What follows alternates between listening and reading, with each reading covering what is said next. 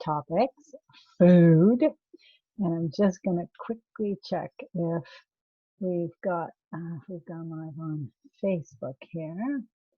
So just give me one moment. And I want to talk all about, today I want to address some of the things I hear from potential clients when we talk about changing your diet, because let's face it, if you can't change the way you eat, you're not going to be able to change your diet permanently, right? So I hear a lot of responses from people when I suggest that they change the way they eat. And this is even if they already know that they want to change the way they eat. So let's talk about that. Hi, everybody. I'm Ricki Heller from rickiheller.com. And I help people on restricted diets stick to their healthy diet so that their bodies can heal and they can focus on living their very best life possible without constantly obsessing about the food. So one of the answers, and there are a few things I hear, but I'm going to deal with this one today. One of the answers, or one of the things that people tell me when we talk about the possibility of changing your diet permanently is, I don't think I could do that because I just love food too much, right? Now, I got to tell you, I definitely love food, but the question is around the too much and the inability to love food less as a way of eating within your restricted diet.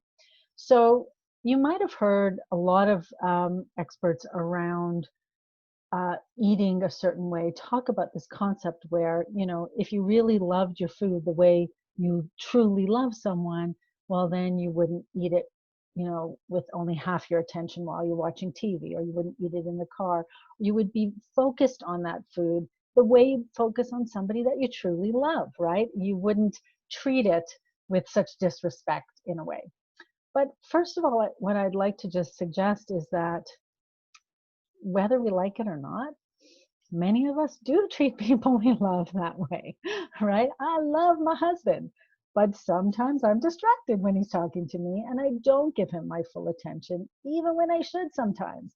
And, people get into arguments and so on. So the fact that you might be eating on the run or whatever doesn't necessarily mean you don't love food. So I want to look at this from a slightly different angle and a slightly different perspective on what love is all about, because I think you can love your food and also happily stay within your dietary restrictions, right? So I think of love in terms of if you think about other things in your life that you love, but that do not cause you to be obsessed with them, or you're not thinking about them 24/7. So if we have a problem with food, and this is why maybe we're not sticking with the healthy diet. So as an example, you might be obsessed with pizza or ice cream or chocolate or whatever, and it feels too hard to leave that in order to eat sugar-free or gluten-free or whatever your particular diet is, because you love those things too much. Well, maybe you also love your dance lessons, or maybe you also love reading a good book or seeing a great movie, right? And those are not things that you love in a way that they control you.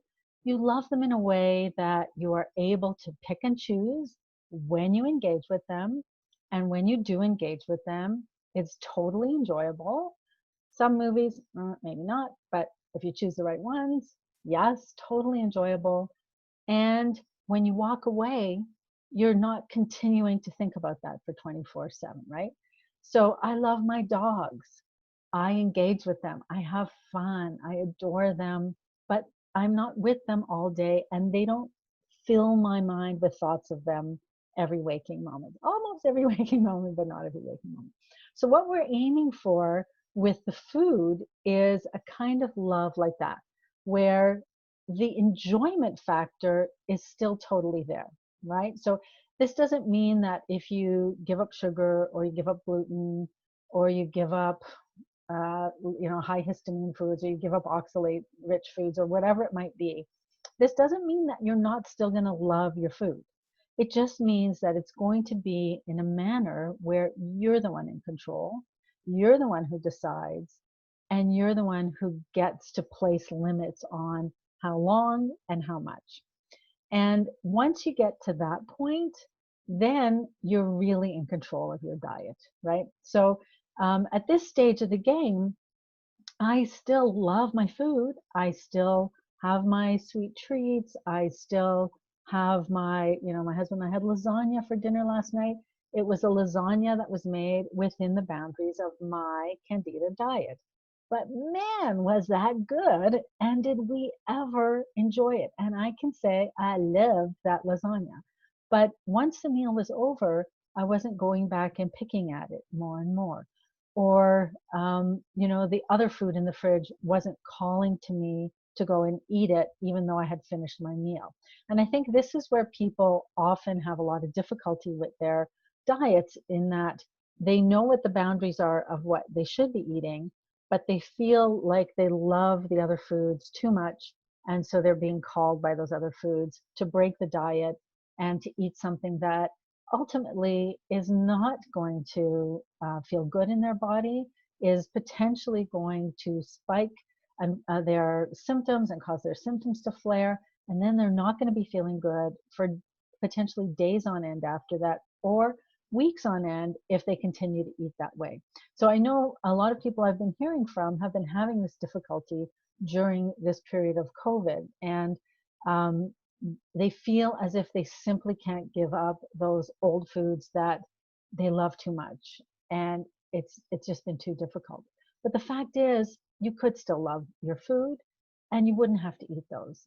And you can love foods even if you have some of those foods once in a while. You can love them in a way where they're not going to take over your life, and they're not going to take over your health.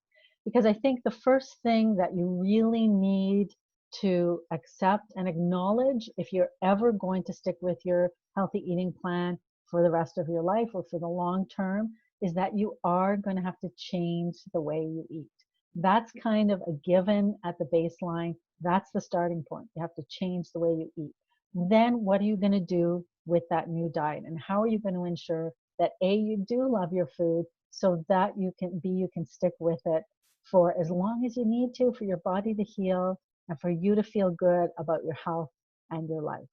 So I hope that was helpful. It's, again, just looking at that concept a little bit differently. I also want to talk about the other question I get a lot is, or the other comment I get a lot is, I've tried gluten-free or I've tried sugar-free, and it just doesn't taste as good as the real stuff.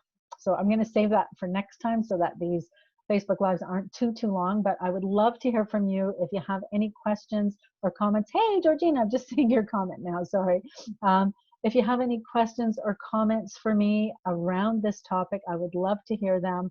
Please do feel free to add your comments below, and I promise I will come back and answer them. If you want some more help around sticking with it, I have a lovely guide for you. It's called 3 Simple Shifts to Stick With It, to start sticking with it right now. You just go to rickiheller.com/3 simple shifts. That's the number 3 simple shifts, and you can get that guide right away.